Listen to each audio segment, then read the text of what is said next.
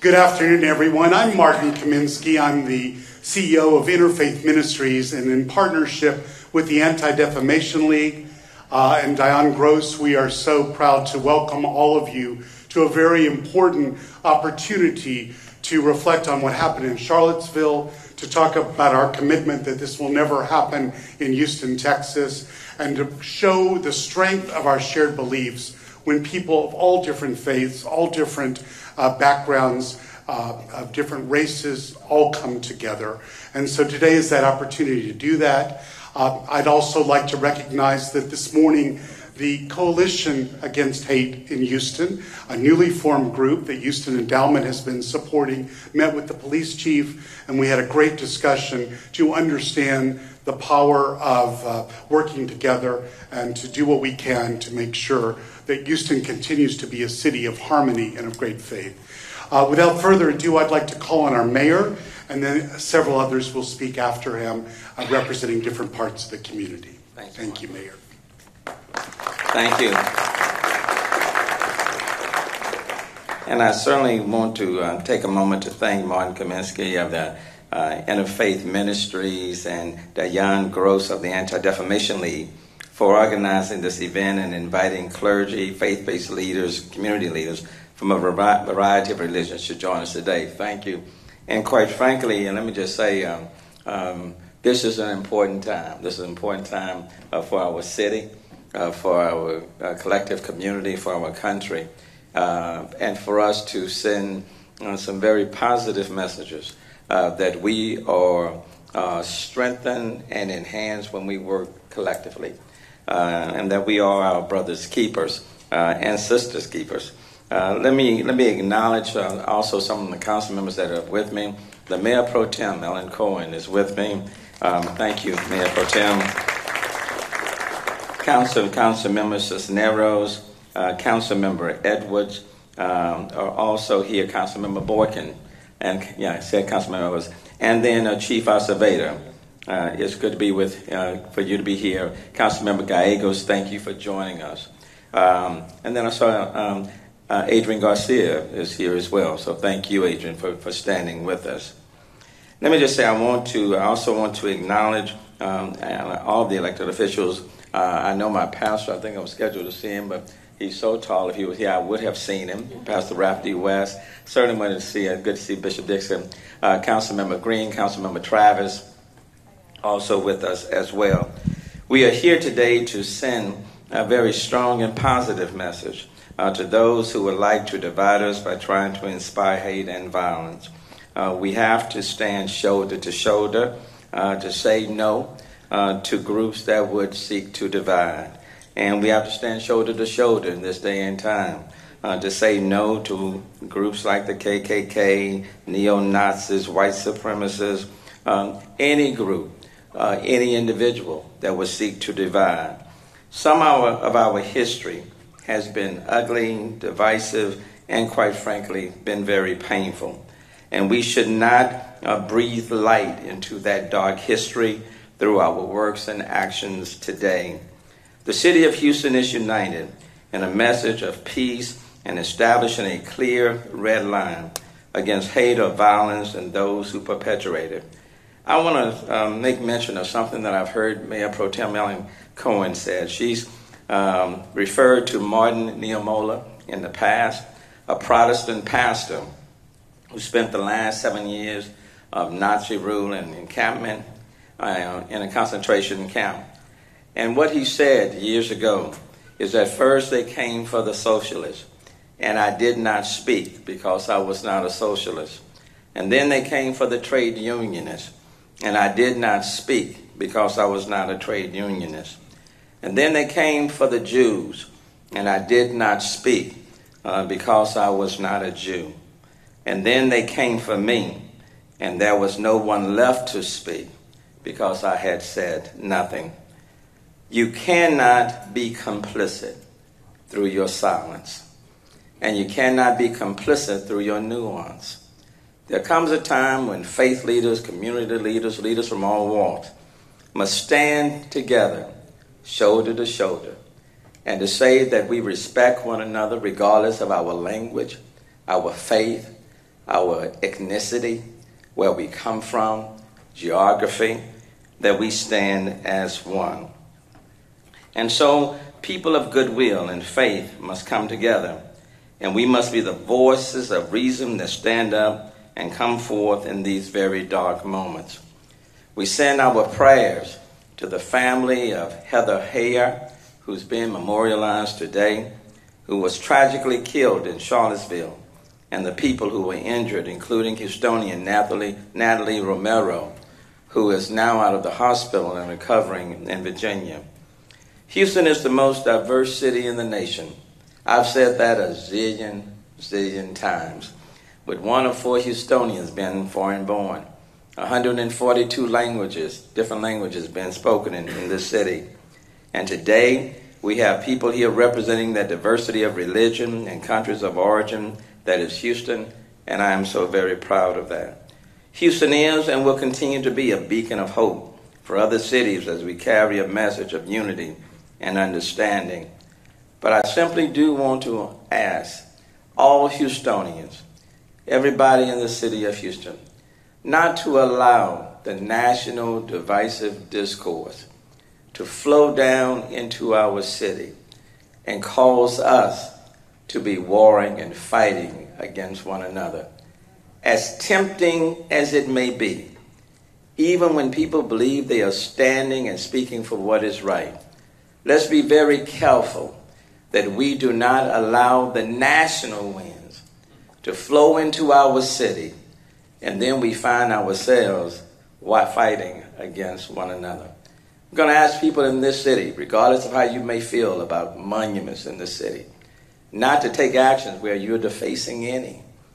Allow the process to run its course, and allow us to be thoughtful and deliberative. One thing I will say, our history, some parts of it has been dark, it's been ugly. But if we breathe life into that dark, ugly history and bring it forward, then it will live again. We don't want that to happen.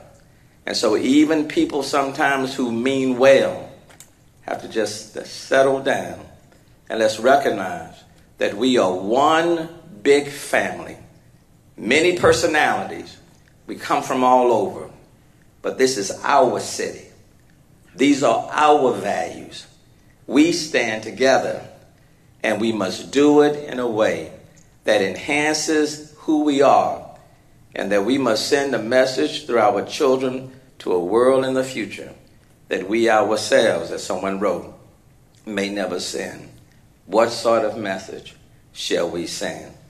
And I hope the message will be, in this time of challenge, we stood and said yes to people, regardless of what they look like, regardless of who they come from, and we are going to protect one another, and we're going to stand for one another, and we are not going to allow hatred or bigotry to get a toehold in our city. That's the Houston that I know, and that's the Houston that I'm hoping will stand again. Thank you, Martin, and thank you for the rest of you for standing with us. I'd like to call on our Mayor Pro Tem, Ellen Cohen, to continue these important remarks.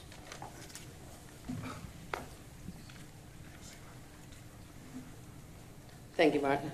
Thank you, Mayor. I was born in Cleveland, Ohio, in a suburb, and there were some streets that were restricted in the sale of their homes to Jews and to people of color. Later on, I married my husband and moved to his hometown of Montreal. And one of the first signs I saw was a vestige of a sign that said, "Pas de juif, et pas de chien." No dogs, no Jews allowed. And then in 1977, we moved to Texas. And I was shocked by the number of Confederate flags I saw flying from different edifices around the city.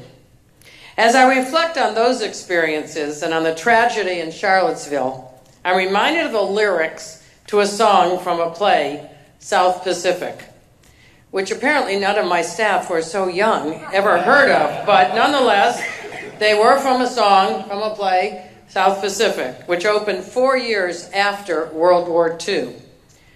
And they read, "You've got to be taught to hate and fear. You've got to be taught from year to year. It's got to be drummed in your dear little ear. You've got to be carefully taught. You've got to be taught to be afraid of people whose eyes are oddly made and people whose skin is a different shade. You've got to be carefully taught. You've got to be taught before it's too late, before you are 6 or 7 or 8, to hate all the people your relatives hate. You've got to be carefully taught." That song was written in 1949. In 1994, Nelson Mandela noted in his autobiography, "If people can learn to hate, they can learn to love." We appreciate everyone here today who teaches and demonstrates love. And we encourage you to sign the condolence book in honor of Heather Heyer, it's at the table in the back there, who was murdered by a neo-Nazi terrorist in Charlottesville, to be sent to her family, as well as a Get Well book for Natalie Romero, the young woman from Bel Air who was injured in the attack.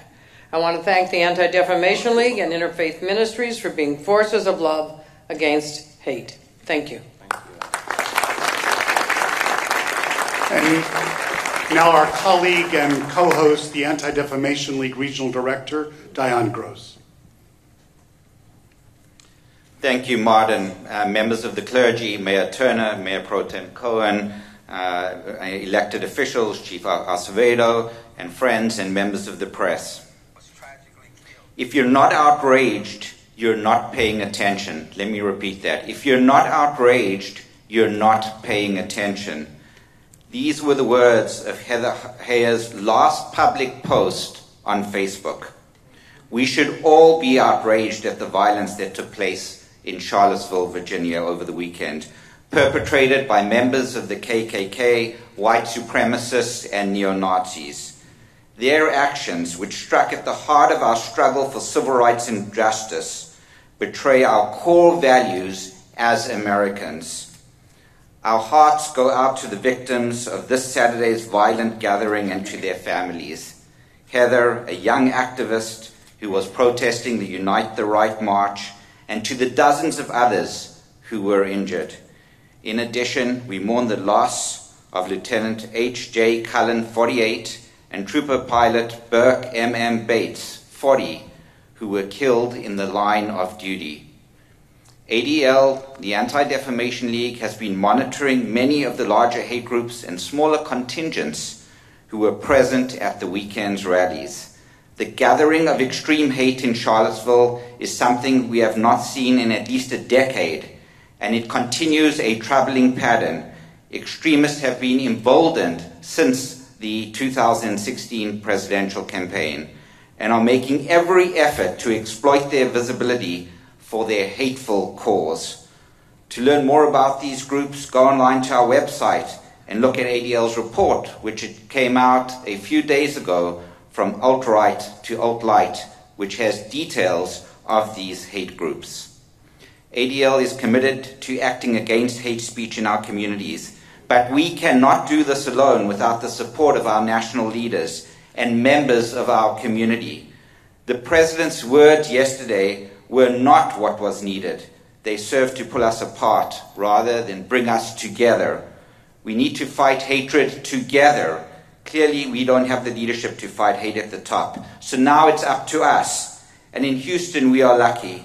We are lucky to have a mayor who understands the importance of diversity, the richness it brings, and the way it benefits all of us. We are lucky to live in what's been called the most diverse city in the country, as the mayor alluded to a few minutes ago, and a city where people respect and appreciate each other for the most part, where we set an example for the rest of the country on how to get along. Let's show the rest of the world as Houstonians how important it is to fight hate and promote respect. The mayor can't do it alone. The police chief can't do it alone. I can't do it alone. It's up to each of us, and here's what we can do. Number one, ADL believes the authorities should aggressively investigate this incident as a domestic act of terror and swiftly bring to justice the individual responsible for the death of Heather and the injury of dozens more. We support the Department of Justice in their decision to open a civil rights investigation into this horrific incident. Justice demands no less. We call on the President to develop a plan of action to combat white supremacy and all forms of hate. And then there's you. We call on members of our community to be a role model in the fight against hate. Stand up to all forms of prejudice, bigotry, and injustice. Help us as we continue to make our country no place for hate. Don't be afraid to talk to your children about what happened in Charlottesville. They're reading about it on the internet and on social media. You can provide the tools by searching for the curriculum, lessons to teach and learn from Unite the Right, which again is on the ADL website. Help ADL and law enforcement protect our people from hate by reporting hate incidents and crimes to police and to the ADL. Hatred is difficult to eradicate because it is in people's hearts. When we ignore it or don't take it seriously, it takes hold. But we can fight it if we do it together.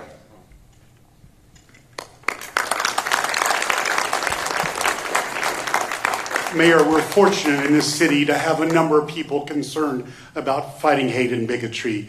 The Coalition for Mutual Respect of the Anti-Defamation League, which stands behind you, the Interfaith Circle of Interfaith Ministries, and also a coalition against hate that Houston Endowment has pulled together to bring all of us to find common ground. This morning, that coalition had a chance to speak with our police chief. We were reassured in an hour-long conversation with him, and I'd like to invite the police chief to say a few remarks if you'd like to at this time. You want to do that?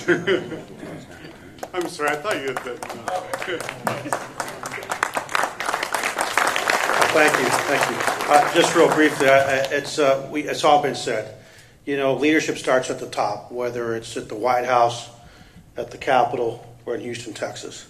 And what brought me here was a man named Sylvester Turner that doesn't back away from standing against hate, doesn't back away from diversity, but sets the example. And so I just want to say the tone of this city is set by our mayor and our council. And I like to say that while the rest of the country may be tone deaf, we are not. And we're blessed to be here with you, Mayor, and with all these people. Thank you very much.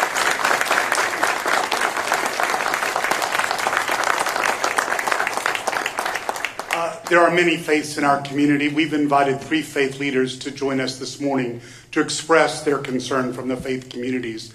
I'd like to start by inviting Rabbi David Rosen, the senior rabbi at Congregation Beth Yeshurun, to share some thoughts with us.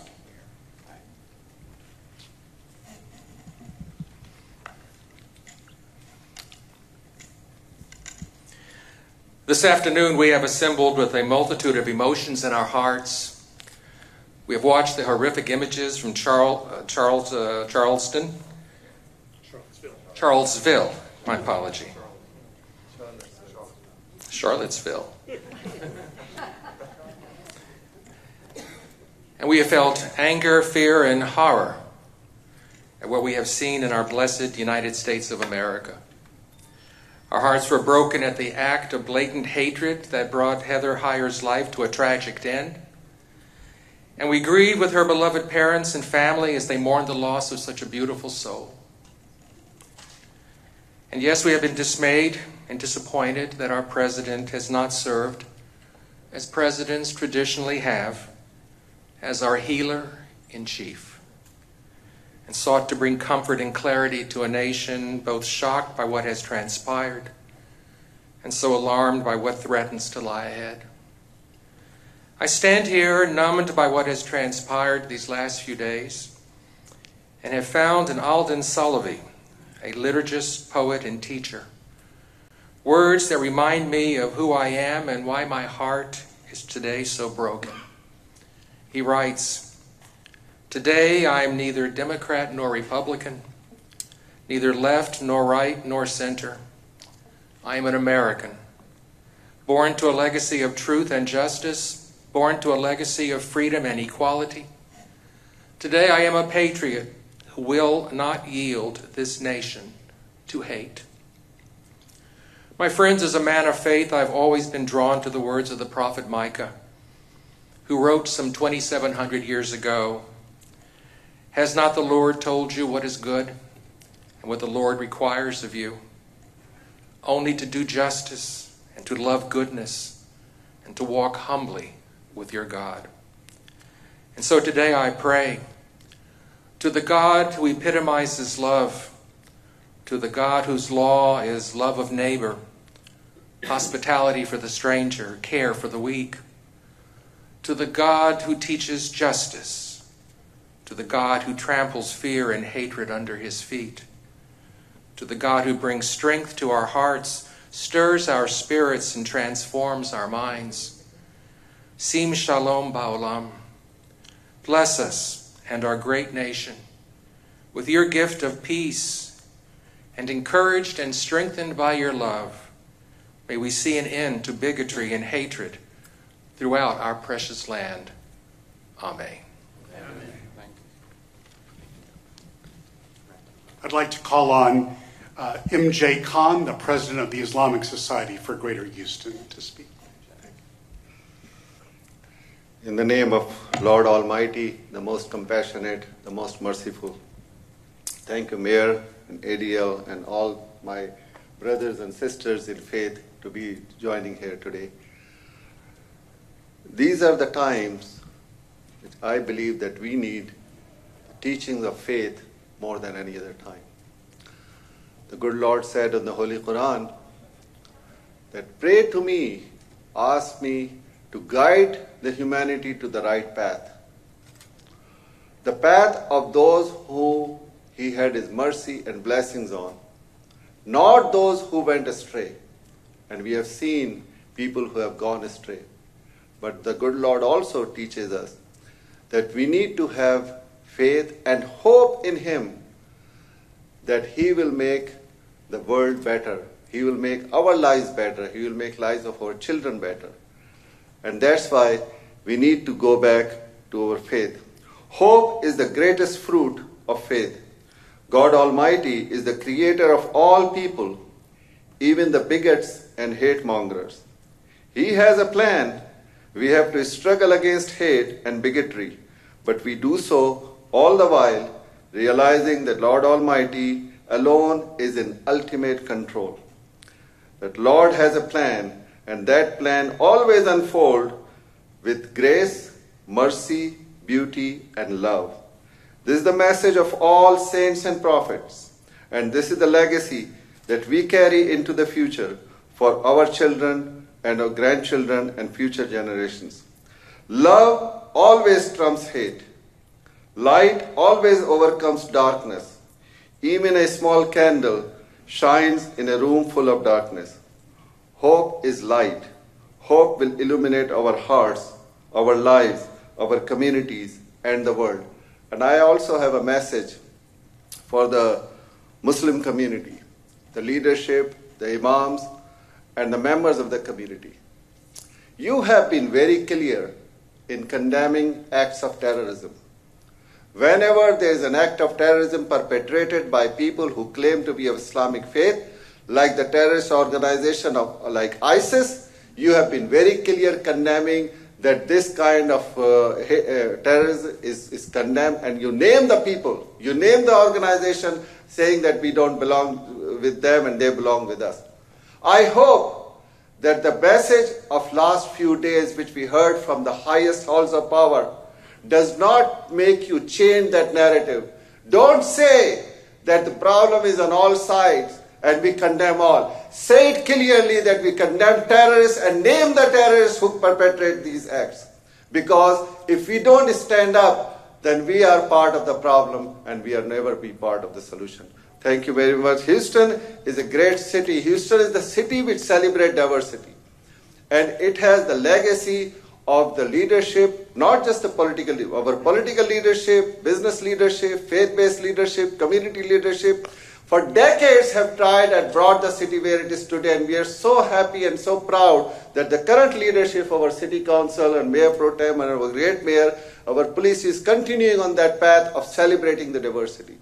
And the only way we can overcome this hate is love each other and have faith and hope in the Lord Almighty that He will make this world better for us and our future generations. Thank you very much. And finally, I'd like to call on a friend to all, representing the Christian community and all of our city, Reverend James Dixon. Bishop, thank you very much for being there. Thank you, Mayor. Thank you so much to our mayor, who has given us a vision for making Houston the model city that it is for the nation to follow. And certainly, Martin, thank you so very much to Dylan, the leadership of this gathering, and to all of us who are here on today. Dr. Martin Luther King Jr. said, "I refuse to accept the view that mankind is so tragically bound to the starless midnight of racism and war that the bright daybreak of peace and brotherhood can never become a reality." He said, "I believe that unarmed truth and unconditional love will have the final word." Again in this nation, in recent days, the ugly beast of racism and extremist supremacy has arrogantly lifted its head in America. It's amazing to me that the beast continues to live. The line has clearly been drawn by the actions of many who would take our nation in a direction that is destructive for so much of our citizenry. And as has articulately been described today, those of us who are here refuse to see that vision of America come to pass. Yes, the line has been drawn, and there is really no neutral ground on which to stand. We call upon all leadership not to be complicit, as our mayor has stated, but to be verbal and visible, decrying this horrific crime and tragedy, and at the same time declaring that you would be a part of the solution. For those who are silent now suggest by their silence that they give consent to what we have witnessed. Faith leaders must stand and be verbal and visible. Our law enforcement is visible. Our elected officials are visible. All of us must be heard because the line has been drawn. Either we're on the side that will starve and cage the beast of racism, or we're on the side that would grow that beast and allow it to devour the democracy that we so dearly cherish.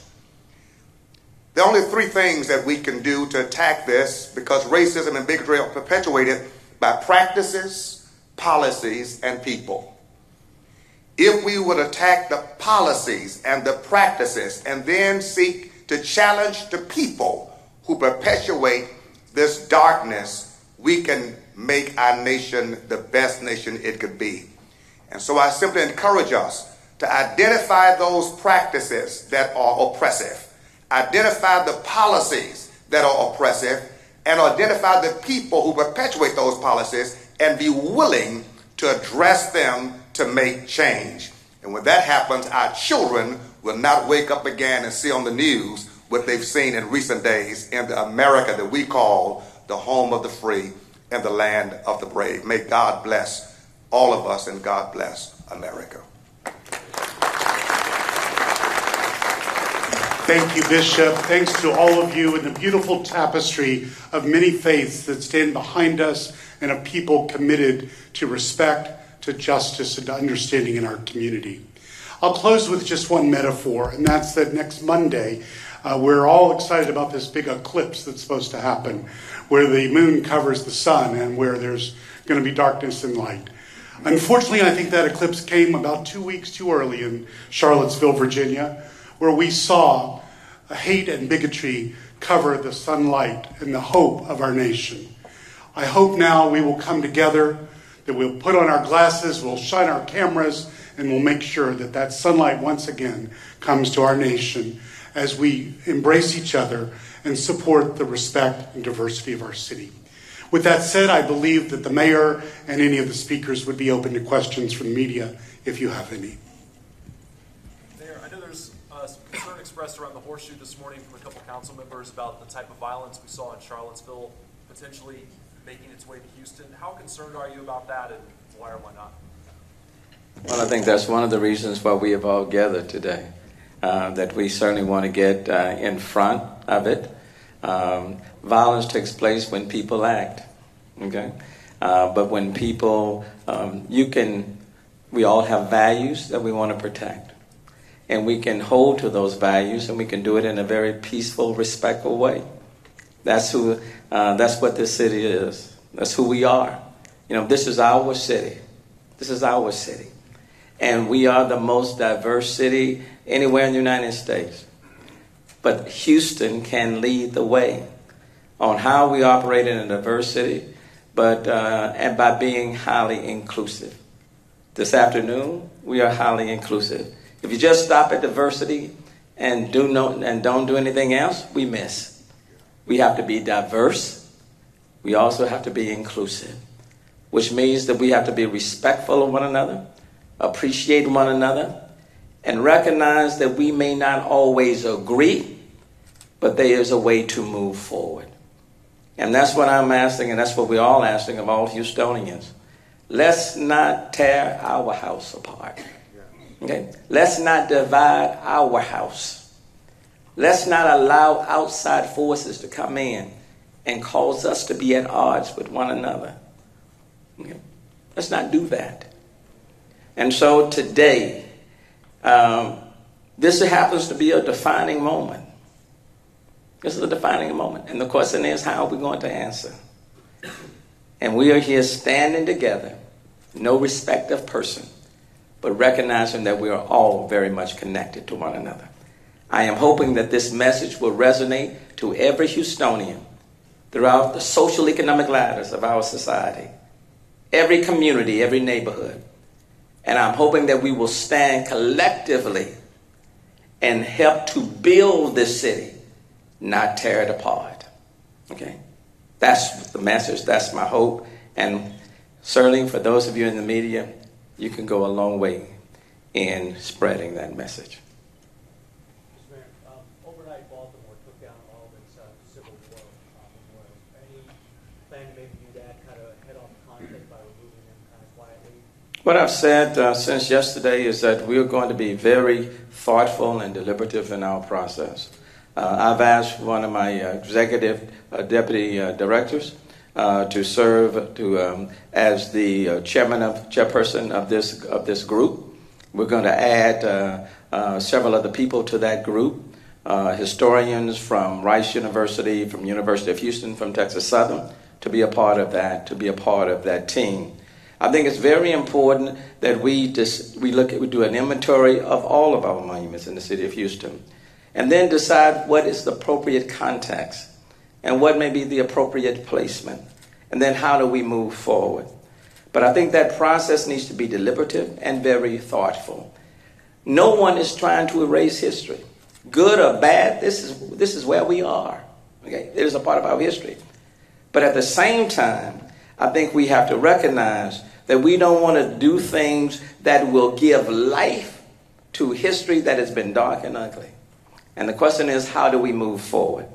And I think it's important to have a very thoughtful, deliberative process in order for that to happen. You just can't all of a sudden go and say, we're going to tear down everything. That's not the answer. And at the same time, I don't want any statue or monument in our city defaced either, because that doesn't help at all. So whatever actions we take, those actions have to be positive, constructive, unifying as we move forward.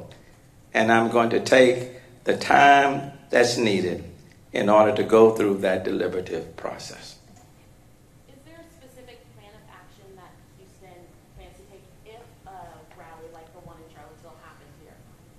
You know, it's interesting. About 3 weeks ago, the mayor of Charlottesville, Mike Sinner, called me because he was concerned about what ultimately ended up happening in Charlottesville. And in our conversation, we talked about making sure that we separate the groups as much as possible, keep them apart. And certainly Chief Acevedo can speak to this. But it's important to keep people apart. Freedom of speech, freedom of expression, all those things are important. But people are not entitled to their own space. And so you work to keep them apart, as they did in Seattle. You keep them apart. The problem in Seattle is that that's a smaller, much smaller community. That's a much smaller park. And so even the mayor acknowledged in our conversation 3 weeks ago that it's much more difficult to keep people apart. And so, look, we've been handling small and big events in this city for decades. The Super Bowl was just in this city. And we had people going to our events, and people were protesting all at the same time. And many of the protesters were thanking the police officers who were protecting them from protesting. You know, there is a way, you know, we work to move forward. I want to thank even there were some people from protesting. There were some Muslim brothers who called me up during the course of the Super Bowl to say, Mayor, you know, we're here thinking about protesting, but we've decided that we don't want to rain on Houston's parade. Okay? And so we're going to stand down. And what I said to them, I thank you for that, but Houston can entertain guests from all over the world, and we can still stand up for our values. The only thing that I ask is that in standing up for our values, we do it peacefully and in order, and being very respectful, and not in a way that will tear down or divide our home. And I thank them for that. So we are more than capable, more than prepared. We have handled big, large, medium-sized events many times. But the good thing about Houstonians is that in 99% of the cases, we have done it in a very respectful fashion. I hope that will continue. One more question. Okay. Any other questions from the media? Chief, could you talk a little bit more about that? About any preparations?